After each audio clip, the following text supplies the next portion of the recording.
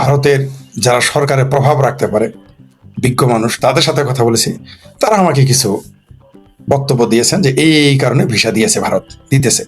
সেটা আমার কাছে খুব একটা মন পোতা হয়নি। মনে হলো যে আমাকে সান্ত্বনা পুরস্কার হিসেবে বা সান্ত্বনা দেওয়ার জন্য এটা বোঝালেন।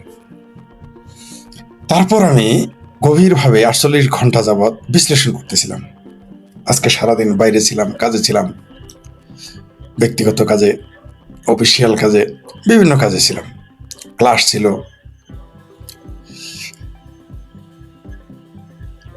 ভাবলাম সারাদিন আমার 2 ঘন্টা যাত্রা পথ ছিল। 2 ঘন্টা শুধু, 2.5 ঘন্টার মতো প্রায় জার্নি করেছি, 2.5 থেকে প্রায় 3 ঘন্টা। এই 2.5 থেকে 3 ঘন্টা জার্নির মধ্যে আমি বরং আজকে একটু তাড়াতাড়ি জার্নি করতে পেরেছি। বুঝলাম না আজকে বরং সাধারণত 4 ঘন্টা 4.5 ঘন্টা লাগে, আজকে 2.5 ঘন্টা থেকে 3 ঘন্টা আমার জার্নি হয়েছে একই পথ। তো এই 3 ঘন্টা আমি চিন্তা করেছি যে কেন দিল, কি কারণে দিল, ভারত কেন এত নিচু হয়ে গেলাম। পোস্ট দিয়েছিলাম একটা, যে বেশি নিচু হলে বেশি নিচু হলে ভেড়ায় পাতা খায়, বেশি নিচু হতে নাই, এটা ভারতকে বুঝিয়েছিলাম। আবার এক জায়গায় বলেছি, ওইখানে ওই পোস্টে বলেছি বেশি উঁচা হলে ঝড়ে মাথা ভেঙে ফেলে, ডাল ভেঙে ফেলে, আগা ভেঙে ফেলে, সেটা হলো বাংলাদেশ। কিন্তু এখন আমি বুঝতেছি ভারত কেন ভিসাটা দিয়েছে। আপনাদের ক্লিয়ার করি ভারত কেন ভিসা দিয়েছে। আপনাদের সেই হিন্দি সিনেমার ডায়লগ মনে আছে, দোস্তি না ঝুটে দুশ্মনী না টুটে, মনে আছে ডায়লগটা? বাংলাদেশ ভারতের সম্পর্কটা এরকম, দোস্তি না ছুটে দুশ্মনী না টুটে। কিভাবে? এই বাংলাদেশটাকে সৃষ্টির সময় ভারত আমাদের সহযোগিতা করেছে। ভারত আমাদের তাদের প্রশিক্ষণ, সামরিক সহযোগিতা, 1 কোটির বেশি মানুষকে শরণার্থী হিসেবে জায়গা দেওয়া, আমাদের সমস্ত যুদ্ধের লজিস্টিক সাপোর্ট দেওয়া, মুক্তিবাহিনীকে ট্রেনিং দেওয়া, আন্তর্জাতিক লবিতে শক্তিশালী অবস্থান নেওয়া। কারণ ভারতের শুধু যুদ্ধ করে বাংলাদেশ সৃষ্টি করার সহযোগিতা করেনি, কূটনৈতিক শক্তিতে ভারত আমাদের যথেষ্ট সহযোগিতা করেছে। তা নাহলে এই দেশটা স্বাধীনই হতো না। কারণ পৃথিবীর যে 55টি মুসলিম দেশ ছিল, একটাও আমাদের সমর্থন করেনি, বরং কিছু কিছু দেশ সরাসরি বিরোধিতা করেছে, পাকিস্তানের পক্ষ নেই। এমনকি যে সাদের ফিলিস্তিনি আছে না, বাংলাদেশের মানুষ যখন ফিলিস্তিনি হামাস জঙ্গিদের পক্ষ নেয়, আমার কিন্তু তখন বেজায় রাগ ওঠে। ঠিক হয়েছে, ভারতের ভিসা দেওয়াতে যেমন আওয়ামী লীগের লোকেরা রাগ করেছে, ওরকম আমার বেজায় রাগ ওঠে যখন বাংলাদেশের মুক্তিযুদ্ধের পক্ষের মানুষ ফিলিস্তিনিদের পক্ষে নেয়। কারণ এই সাদের ফিলিস্তিনিরা কেউ আমাদের পক্ষে ছিল না, কিন্তু আজও তাদের জন্য হাই হোসেন করে বুক ফাটায়। যাই হোক, সেটা অন্য বিষয়। এমনকি যে ইরানের জন্য খোদ আওয়ামী লীগের ভিতরে নয়া একটা খোমেনি লীগ সৃষ্টি হয়েছে, সেই আওয়ামী লীগেও জানে না, এই আওয়ামী লীগকে সমর্থন দেয়নি এই ইরান। কোন ইরান? আধুনিক ইরান। এই মোল্লা খোমেনি তেহরানের কষায়ের খোমেনি ছিল না, ইরান ছিল না, আধুনিক ইরান ছিল। সে আধুনিক ইরান 1971 আমাদের পক্ষে ছিল না। কিন্তু বাংলাদেশের আওয়ামী লীগেরা খোমেনি লীগ হয়ে গেছে, হাই হোসেন করতেছে খোমেনির জন্য। আমার বোধোদয় বুঝতেই পারি না। এখন বলবেন আবেগ ওই জায়গায় খালি আবেগ হয়, আর কোথাও তো আবেগ।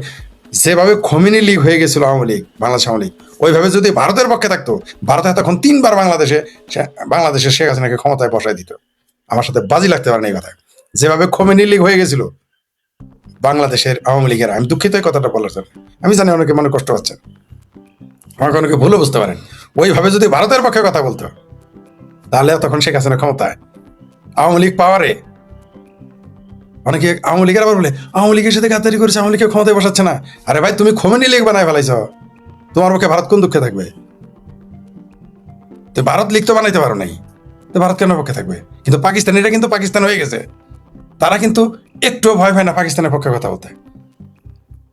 কিন্তু ভারতের সহযোগিতা চাবেন আবার খোমেনি লীগ হবেন, হবে না তো, হয় না ভাই। যাই হোক, সেটা অন্য প্রসঙ্গ। যেটা বলতেছিলাম, আমি গবেষণা শুরু করলাম যে ঘটনা কি। বিশ্বাস করবেন না, আমার 2 দিন ঘুম হয় নাই। একদিন ভোর বাংলাদেশ সময় ভোর 4টায় 5টায় ঘুমাইতে গেছি। যখন মানুষ ঘুম থেকে উঠে, যখন ধার্মিক মুসলমানেরা ঘুম থেকে উঠে যায়, যখন ধার্মিক হিন্দুরা ঘুম থেকে উঠে যায়, তখন আমি ঘুমাইতে গেছি। ঘুম হয় না, এগুলো চিন্তা করি। তো কেন ভারত ভিসা দেওয়া শুরু করলো, একটু ব্যাখ্যা করি। তার আগে একটা কথা বলে নেই। আপনারা জানেন যে দীনেশ ত্রিবেদী তিনি কিভাবে এসেছেন? By road.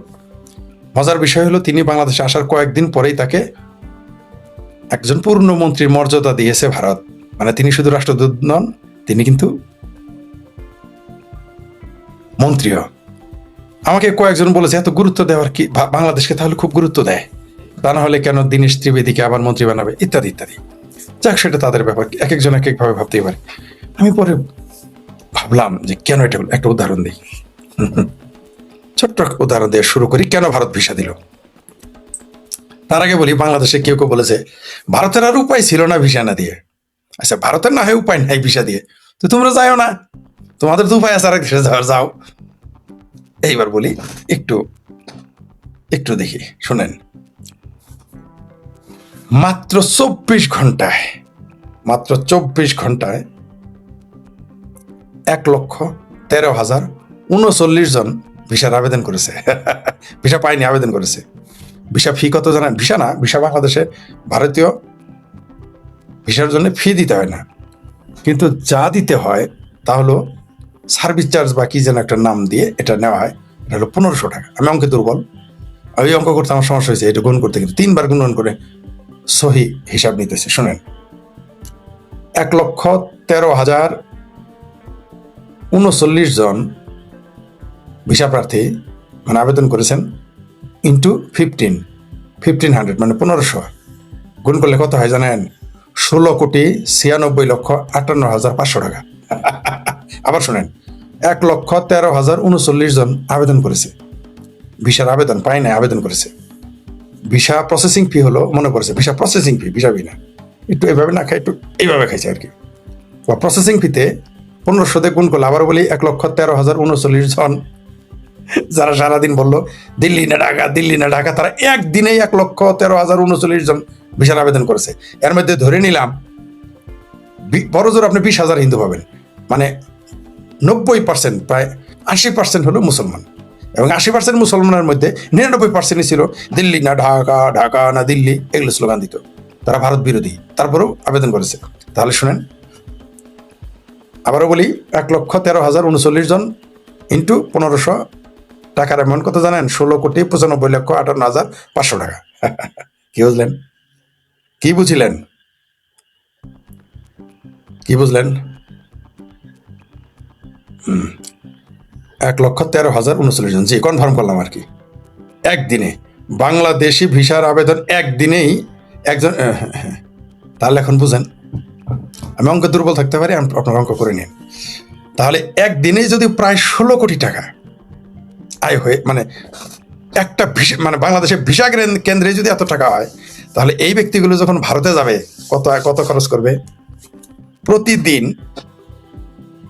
পার হেড 1500 টাকায় তো হবে না, কারণ হোটেলে থাকতে হবে, খাইতে হবে। 2,000 ধরেন, 2,000 হলে কত হয়? 1 লাখে 1 লক্ষ মানুষ, এবং দুর্বল, আপনারা এই করে নিয়ে নেন। 1 লক্ষ মানুষ প্রতিদিন করে 2,000 টাকা খরচ করলে একক, দশক, শতক, হাজার, অযুত, লক্ষ, নিযুত, কোটি, 20 কোটি টাকা আসে। যদি 1 লক্ষ মানুষ প্রতিদিন 2,000 টাকা খরচ করে, তাহলে 20 কোটি টাকা আসে।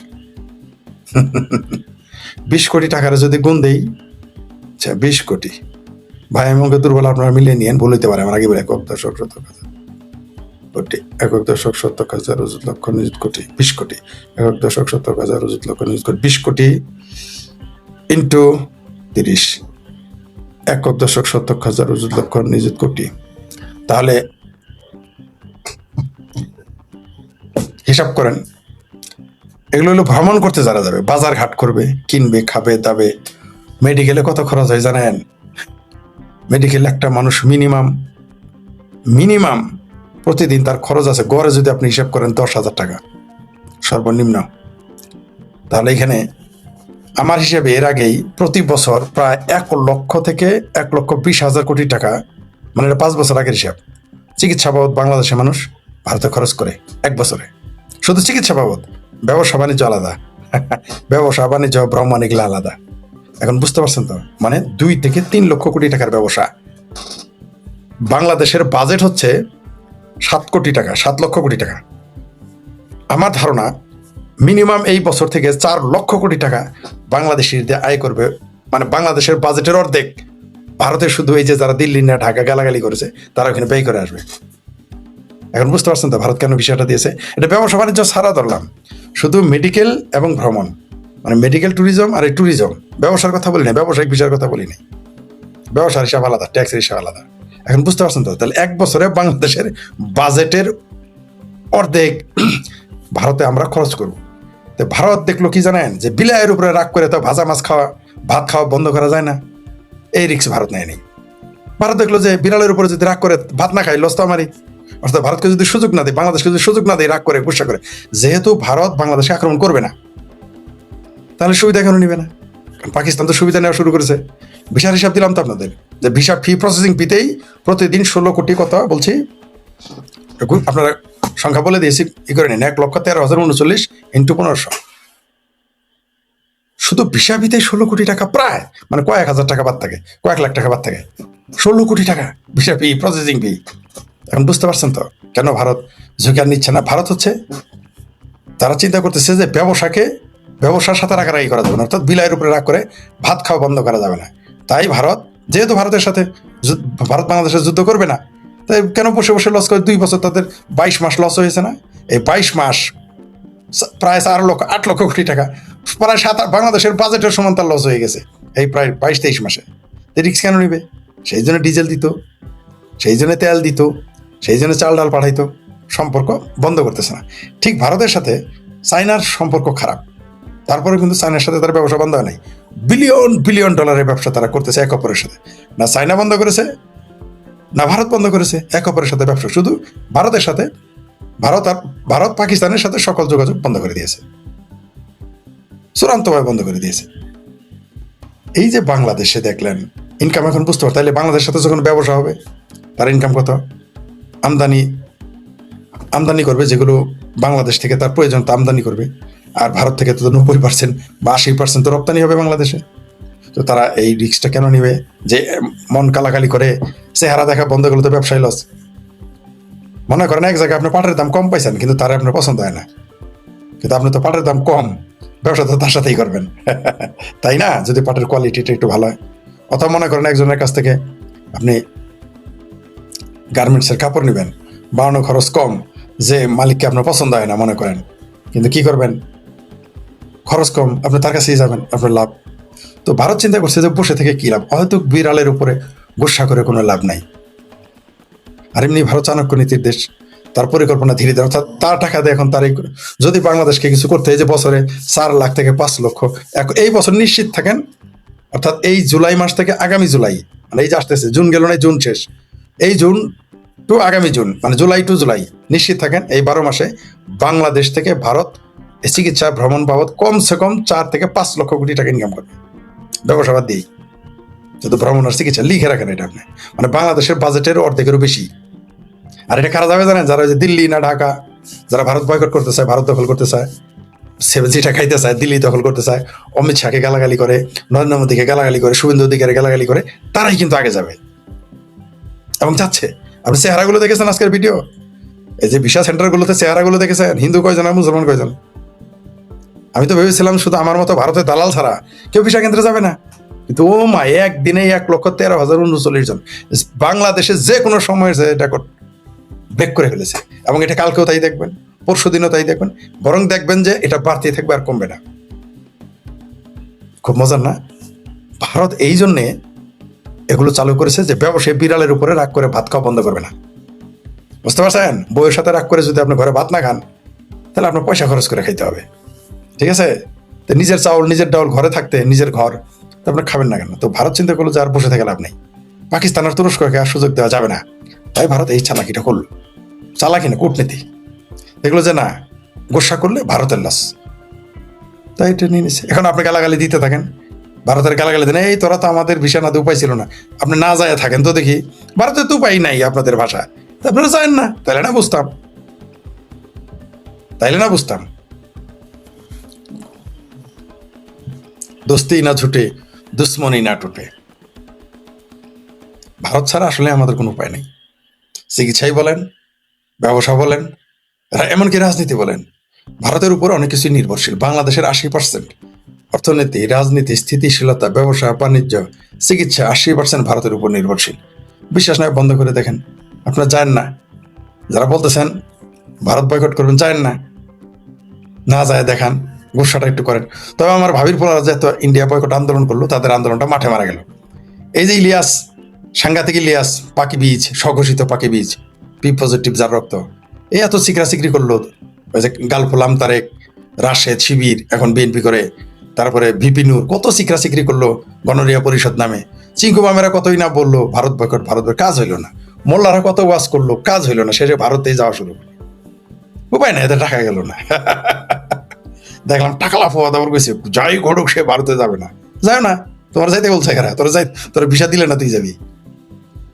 ঠিক আছে, তো এই ভারত ছাড়া আমাদের কোনো উপায় নাই।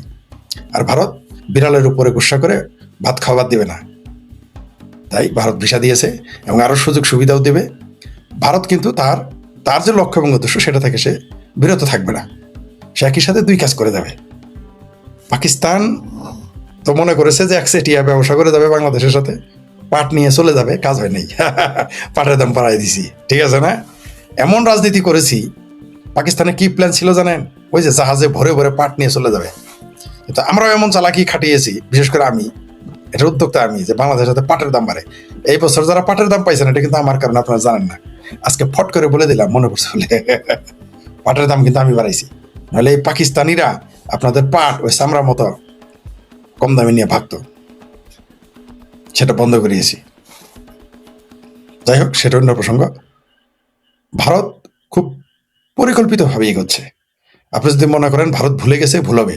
হাতি কখনো ভুলে না তার শত্রুকে। এইখানে যে পেয়ারা পাকিস্তানিরা ক্ষমতায়, এইখানে যে ভারত বিরোধী শক্তিরা ঘাঁটি করতেছে, এইখানে যে ভারতকে কুক্ষিগত করার জন্যে, বাংলাদেশের মানুষকে উস্কিয়ে দেওয়ার জন্যে কোনো কোনো দেশের গোয়েন্দা সংস্থারা সরাসরি বসে কাজ করে, এটা ভারত জানে, খুব ভালো করেই জানে, জেনে বুঝে এগুলো করতেছে। তো ওই যে কোনো সন্দেহ নাই, বড় বড় মাথায় ছোট ছোট জিনিস ঢুকে না, তেমনি আমাদের মতো ছোট ছোট মাথায় বড় বড় জিনিস ঢুকবে না। তারা সুদূর প্রসারী পরিকল্পনা করে এটা করেছে। বরং এখন দেখবেন কিছু কিছু পাকিস্তান, মানে পাকিস্তানের এজেন্টরা ভারতে গিয়ে এমন ঝামেলা করবে যাতে ভারত ও বাংলাদেশের জনগণের সাথে সম্পর্ক আরো অবনতি ঘটে। কিন্তু আমি তাদের বলে দিতে চাই, বাংলাদেশের মানুষ ভারতে যাবেই। না যায় তাদের উপায় নেই, কোনো উপায় নেই। পড়শির সাথে ফষ্টি কাটে না। ওই যে বিএনপির কোন নেতা বলছে না সংসদে দাঁড়িয়ে, ওটা আমি বললে তো দোষ হয়ে যাইতো, আর আওয়ামী লীগ বললে তো একেবারে মানে ছি ছি র পড়ে যেত। তিনি বলেছেন যে ভারত বাংলাদেশের সাথে স্বামী স্ত্রীর এরকম স্বামী স্ত্রী সম্পর্ক যে তাদের মধ্যে কখনো ডিভোর্স হবে না। মানে আওয়ামী লীগের সাথে এক কদম আগে বলে দিছে। তারপরেও দেখেন এটা নিয়ে কোনো সমালোচনা নেই, কিন্তু কথাটা সত্য। বাংলাদেশ ভারতের সাথে সম্পর্কটা এরকমই যে তারা যদি স্বামী স্ত্রী হয়, ডিভোর্স করা যাবে না, এরকম একটা সম্পর্ক, এরকম স্বামী স্ত্রী সম্পর্ক। তার মানে কি, যেটা আমি বলেছি, ভারত বাংলাদেশ পরস্পরের স্বার্থ, একে অপরের সাথে সম্পৃক্ততা রয়েছে এবং অবিচ্ছেদ্য, উভয়েরই স্বার্থ অবিচ্ছেদ্য। সীমান্ত যেমন অবিচ্ছেদ্য, তেমনি স্বার্থগুলো তাদের অবিচ্ছেদ্য। ভারত ছাড়া আমরা চলতে পারবো না, তেমনি ভারত ও বাংলাদেশকে গুরুত্ব দিতে হবে, দিচ্ছে। তার জন্যই তো এত কিছু করতেছে ভারত। বলে এই দেশের গুরুত্ব না দিলে ভিসাই কেন দিবে?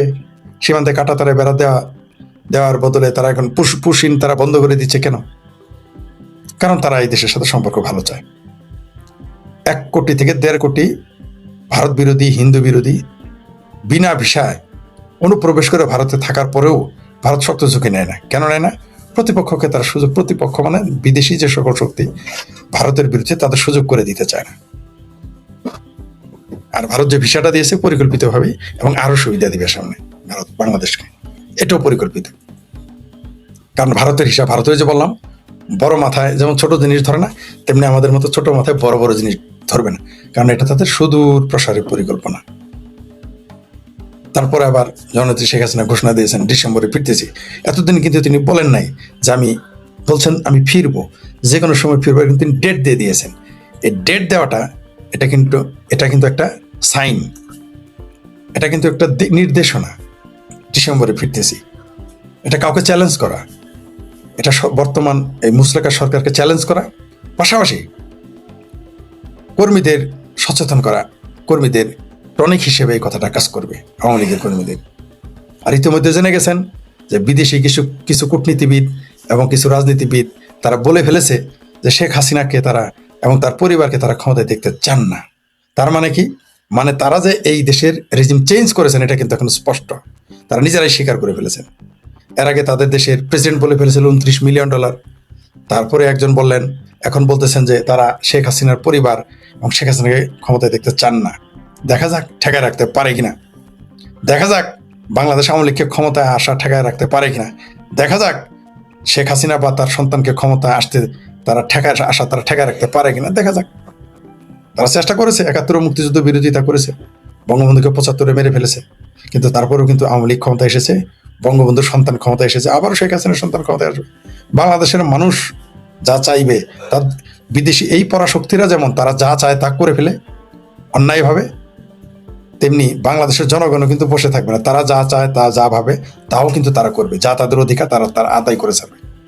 মোল্লার মিলিটারির ডর দেখিয়ে পরাশক্তিগুলো মোল্লার মিলিটারির ডর দেখে খুব বেশি দিন আর দাবিয়ে রাখতে পারবে না বাংলাদেশের জনগণকে, মুক্তিযুদ্ধের পক্ষের জনগণকে। হয়তো চরম মূল্য দিতে হচ্ছে, আরো ভবিষ্যতে আরো চরম মূল্য দিতে হতে পারে, সেটা আলাদা কথা। সম্ভবত আজকে খেলা চলতেছে, তাও আবার ব্রাজিলের খেলা। এখন ব্রাজিলের লোকজন আমাকে আবার ষড়যন্ত্রকারী না বললে হয় যে এই খেলার সময় কেন সে লাইভ দেওয়া শুরু করলো। তার জন্য সম্ভবত লাইভ আমার দর্শক সংখ্যা কম, মাত্র কত 180 নাকি 180 নাকি 90 না, বুঝতে পারতেছি। দেখি এখন বুঝতে পারছেন তো যে ভারত কেন বাংলাদেশকে ভিসা দিচ্ছে, কেন সুসম্পর্ক করছে। কারণ শুধু ভিসা ফিতেই প্রায় 16 কোটি টাকা পেয়েছে, প্রসেসিং ফিতেই। তাহলে ভারতে প্রতিদিন কত আয় হবে? ভিসা প্রসেসিংয়ে যদি 16 কোটি আয় হয় পার ডে, তাহলে পার ডে এই মানুষগুলো অর্ধেক লোক যদি ভিসা পায়, প্রতিদিন কত খরচ, কত আয় ভারতের। আমি আবার বলছি, বাংলাদেশের বাজেটের অর্ধেকেরও বেশি এই বছর চলে যাবে। এমন কি হতে পারে যে বাজেটের আমাদের যে 7 লক্ষ কোটি টাকা, তার সমপরিমাণ চলে যেতে পারে এক বছরে বাংলাদেশের টাকা। তো ভারত কেন বিড়ালের উপরে রাগ করে মাছ খাওয়া বাদ দিবে, ভাত খাওয়া বাদ দিচ্ছে না? এটাই স্বাভাবিক। ব্যবসার উপরে তো কোনো কথা নেই। আপনার মনে আছে, আপনাদের ইসলামের ইতিহাসে যারা ছাত্র তারা জানেন যে আরবের শাসকরা যখন পৃথিবীর বিভিন্ন জায়গায় যেত, এমনকি ভারতে যখন দখল করতে আসছিল মুসলমানেরা, তারপরে ইরাকের শাসকেরা, ইরানের শাসকেরা, তুরস্কের শাসকেরা, আপনার কি জানেন এই সময় সব মূর্তি ভেঙে ফেলতে বলতো, কিন্তু সোনার মূর্তিটা নিয়ে চলে যেত বলতো এটা ভাঙে না, নিয়ে আসো। কেন? বিজনেস। কারণ এটার দাম আছে। কারণ মাটির মূর্তি, পাথরের মূর্তি নিয়ে তো বিক্রি করা যাবে না, কিন্তু সোনার মূর্তির তো স্বর্ণের, এই জন্যগুলো নিয়ে যেত। সুলতান মাহমুদ কেন মন্দিরে হামলা করতো? কেন? আর জায়গা ছিল না। রাজপ্রাসাদে হামলা করে না, মন্দিরে হামলা করছে। কেন? সোমনাথ মন্দিরে। কারণ সেখানে প্রচুর সোনা দানা, হীরা, স্বর্ণ মুদ্রা রক্ষিত থাকতো। তাই নিয়ে সেখানে ডাকাত কেন ডাকাতি করে, লুট করে কেন? সে শুধুমাত্র ধর্ম প্রচারের জন্য আসে নাই, সেইখানে লুট তরাজ করতে তোকে মন্দিরেই, কারণ জানো ওখানে পাওয়া যাবে কোটি কোটি টাকা, সেগুলো নিয়ে চলে যেত। স্বর্ণের মূর্তি রেখে যেত না। ইসলামে কিন্তু মূর্তি হারাম, কিন্তু স্বর্ণের মূর্তি বানায় দেখেন তো। এই যে বাংলাদেশে মূর্তি এত হারাম, যারা বলে মূর্তি পূজা খুব খারাপ, আমি বাংলাদেশে অনেক মুসলমানদের চিনি যারা ওই যে কৃষ্ণের মূর্তি খুঁজতো ব্যবসা করার জন্য, ওগুলো মাটির নিচ থেকে খুঁড়ে তুলতে পারলেই নাকি কোটি কোটি টাকা। কি তোলেন নাই? বাংলাদেশে বহু মুসলমান ওই কোষ্টি পাথরের মূর্তি মাটির নিচে অনেক খুঁজতো, এখনো খুঁজে। কারণ টাকার প্রশ্ন আর মূর্তির প্রশ্ন। যে মনে করেন মাটির মূর্তিটাই যদি কোটি কোটি টাকা দাম হইতো, তাহলে কিন্তু এটা ভাঙতো না, এটা ডাকাতি করে নিয়ে বিক্রি করতো ভারতে। এটা কিনে না, তাই বেছে না, তাহলে এরা সবাই সুলতান মাহমুদ হয়ে যেত। বাংলাদেশের সব মুসলমান তখন সুলতান মাহমুদ হয়ে যেত, যদি মূর্তিগুলোর মূল্য থাকতো, দাম, মানে অর্থনৈতিক দাম থাকতো, যেগুলো পৃথিবীতে অন্য জায়গায় নিলে বা স্থান, এমনকি ভারতে বেচলেও লাভ হবে, দখল করে নিত। অত বড় একটা সোনার মূর্তি করেন না দেখি ভাঙে, কেউ ভাঙবে না। ওটা চুরি করবে, ডাকাতি করবে, লুট করবে, তখন আর ভাঙবে না। বাংলাদেশের হিন্দুরা একটা কাজ করতে পারেন, স্বর্ণের মূর্তি বানানো শুরু করেন, তাহলে দেখবেন। আর ছোট ছোট বানান, স্বর্ণের মূর্তি বানান। অবশ্য তখন বানাইতে দিবে না, এই যে এটা বললাম কবিটা আরেক ষড়যন্ত্র। তখন আবার ওই যে হরিদাসচন্দ্র আছে না, হরিদাসচন্দ্র আর কি, পলাশ বাড়ির রংপুরের, কবে যে ফরিদ আরেক বুদ্ধি দিছে, আপনারা না স্বর্ণের মূর্তি বানানো শুরু করেন, মাটির মূর্তি বানান না। মাটির মূর্তি ওটা প্রত্যেকে ডুবিয়ে ফেলবেন, আবার ওটা তুলে নিয়ে চলে যাবেন। স্বর্ণের মূর্তি বানান, দেখবেন বাংলাদেশের পুলিশও পাহারা দিবে, আর্মি সহ পাহারা দিবে। ওই মূর্তিটাকে নিয়ে প্রতীকে, আবার বলি, প্রতিমা বিসর্জন দিবেন, দিয়ে আবার ওই মূর্তিটা তুলে এনে বাসায় এনে রেখে দিবেন, বা মন্দিরে এনে অন্য জায়গায় রেখে দিবেন। তাহলে দেখবেন আর ভাঙতে যাবে না কেউ, আর ওটা ফেলে দিবে না কেউ। বুঝতে পারছেন? এই কাজটা আপনারা করতে পারেন, কারণ রামের মূর্তিতে তো দোষ ধরবে যে রাম রাজত্ব কায়েম করবেন, ঠিক আছে? তারা ইসলামের রাজত্ব কায়েম করলে দোষ নাই, কিন্তু আপনি রাম রাজত্ব ভারতেই রাম রাজত্ব কায়েম করলে অনেক লোকের বুক জ্বলে যায়, কিন্তু তারাই আবার সারা দুনিয়াতে ইসলামী রাজত্ব চায়। কমিউনিস্টরা আবার কমিউনিজম চায় সারা পৃথিবীতে, যদিও পারে না। কমিউনিজম সারা পৃথিবী থেকে বিলুপ্ত হয়ে যাচ্ছে দিনে দিনে, এবং যাবে। কমিউনিস্টরা বিলুপ্ত হতে বাধ্য, কারণ এদের ইজম আর তাদের কাজের মধ্যে ফাত্রামি পরিষ্কার, মিথ্যু, ভণ্ড, ধোকাবাজ। আর বলে এক করে এই এই মার্কসিস্টরা দিন শেষে দেখা গেছে যে মোল্লাইস্ট বা মোহাম্মদিস্ট হয়ে যায়। সুতরাং মানুষ তাদের আর বিশ্বাস করবে না। একেবারে কিছু কমেন্ট নেই, দেখি কে কি কমেন্ট করলো একটু দেখি।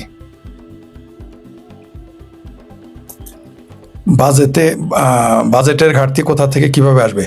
বিদেশি ঋণ, বৈদেশিক ঋণ ছাড়া এটা পূরণ করা সম্ভব না।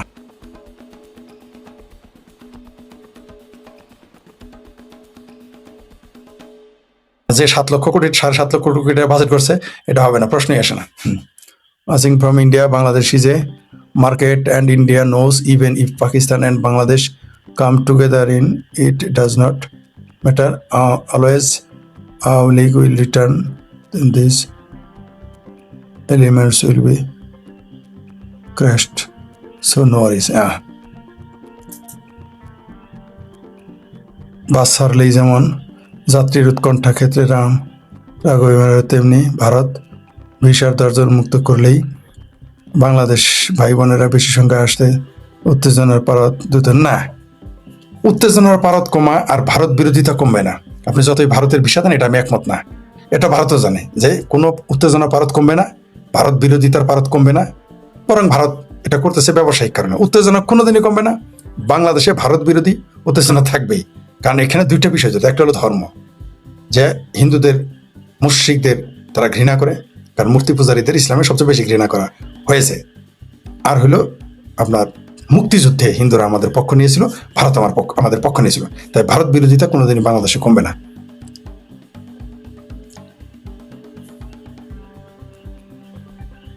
হ্যাঁ, আপনি একটা দামি কথা বলছেন যে কূটনীতিতে যেটা দেখা যায় আসল উদ্দেশ্য সেটা থাকছে না, সেটাই আসল উদ্দেশ্য যেটা দেখা যায় না। এসব বুঝতে বাংলাদেশের স্বল্প বুদ্ধির বুদ্ধিজীবীদের বুঝতে অনেক দিন। কোনো সন্দেহ নেই, আপনার এই কথার সাথে আমি একমত। যা দেখা যায় না, কোনো সন্দেহ নেই।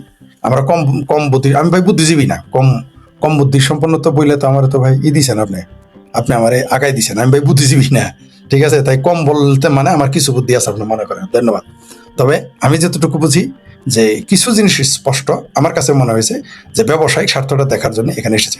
আর কূটনীতিতে তো অবশ্যই সবকিছু আনসিন থাকবে, এটাই স্বাভাবিক, নিঃসন্দেহে এটাই স্বাভাবিক। সবই যদি কূটনীতিকরা যা করবে তা যদি দেখে ফেলে, মানুষ বুঝে ফেলে, তাহলে তো আর সেটা কূটনীতি হলো না। সবই যদি বুঝে ফেলে, যে হয়ে যাওয়ার পরে মানুষ জানবে, সেটাই হলো কূটনীতি। ঘটে যাওয়ার পরে জানবে, আগে না। আপনার সাথে এটা একমত। জি, একজন লিখেছেন, আমি বলেছিলাম 80%, উনি চমৎকার বলেছেন। ভিসা আবেদনকারীদের মধ্যে 96% মুসলিম সম্প্রদায়ের মানুষ ভিসা আবেদন করতেছে। কমরেড ভাই, আমি কমরেড না। কমরেড হলো যে চিঙ্গুবামেরা, কমরেড আর হলো কমরেড। আমি ভাই বেশি রেট, বুঝতে পারছেন? আমি শেখ ফরিদ বেশি রেট, কম রেট না। জি, একজন লিখেছেন, আমরা চাই না কোনো ধর্মান্ধ মুসলিম বাংলাদেশে ভারতে আসুক, আমরা এর বিরুদ্ধে প্রতিবাদে নামবো। হ্যাঁ, এটা আপনার অধিকার, আপনার দেশ, আপনি নামতে পারেন, এবং আপনার এই আন্দোলনে আমি সমর্থন করব। আমি চাই বাংলাদেশে যারা প্রগতিশীল মানুষ তারাই আসুক, যারা মৌলবাদী নয় তারা আসুক, যারা ভারতকে ভালোবাসে তারা আসুক, যে সমস্ত মুসলমানরা ভারতকে ভালোবাসে তারা আসুক। আমি আপনার এই আন্দোলনে একাত্মতা ঘোষণা করব। তবে ভারত খুব হিসাব করে এই ভিসা দিয়েছে, কারণ এই ভিসাটা দেওয়াতে, কারণ ওই বিড়ালের উপরে রাগ করে ভাত খাওয়া কেউ বন্ধ করে না, ভারত ওই কাজটাই করেছে। আর ওই যে বললাম, বাংলাদেশের সাথে ভারতের সম্পর্ক দোস্তি না ঝুটে, দুশ্মনী না টুটে।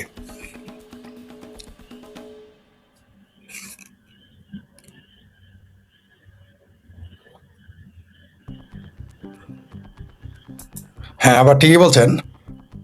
আবার একজন বলেছেন, সুন্দর বলেছেন, যে এরাও তাই ভারত বিরোধী মানে বাংলাদেশ খণ্ড হওয়া না, এখনো হয়নি। ভারত বিরোধী বাংলাদেশ খণ্ড সময় লাগবে। ভারত ওই ঝুঁকি নিবে না, নিলে তো এতদিন নিতই। কারণ ভারতের যেভাবে গালিগালাজ করছে, ভারত যেভাবে দখল করবে বলছে, ভারতের যদি ইচ্ছা থাকতো খণ্ড করা, তাহলে এতদিন হামলা চালাই দিত। ভারত তা করতেছে না। স্বল্প বুদ্ধি আমি আপনাকে বলিনি, বল না, আমাকে স্বল্প বুদ্ধি বললে আমি রাগ করি না, কারণ আমারও তো বুদ্ধি সীমিত, আমি রাগ করিনি। আমি আপনার কথা বুঝেছি, তারপরেও বললাম, কারণ হলো যে আমি দোষটা আমার কাঁধে নিলাম, অন্যদেরকে কি বলবো না বলবো সেটা আমি বুঝার না। জি, আমি ভুল বুঝিনি আপনাকে। জি, ধন্যবাদ আপনাকে মন্তব্য করার জন্য।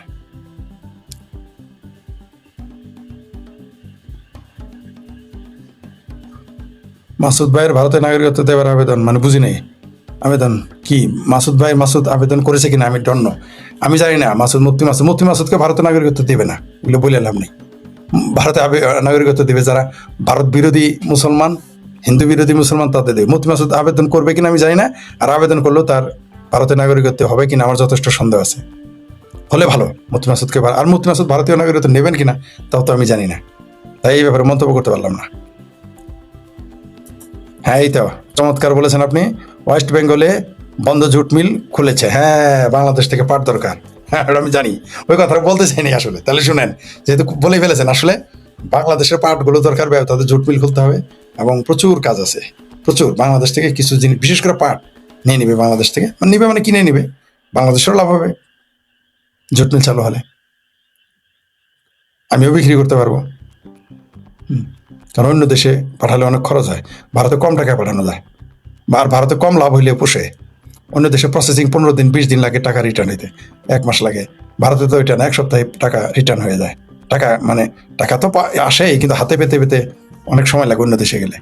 ভারতে হলে 1 সপ্তাহ বা 10 দিন 15 দিনে টাকা হাতে পাওয়া যায়। জি, ধন্যবাদ, ঠিকই বলেছেন। ও, আপনি লিখেছেন যে আমরা আবেদন জানাবো, মানে আপনারা ভারতীয়রা, আমরা চাই উনি ভারত। ধন্যবাদ, আপনারা যদি সত্যি তাকে আহ্বান করেন। এবং মাসুদ ভাই, আপনাদের প্রতি আমি খুব খুশি। মাসুদ ভাই, মুফতি মাসুদ হচ্ছেন অত্যন্ত সৎ মানুষ,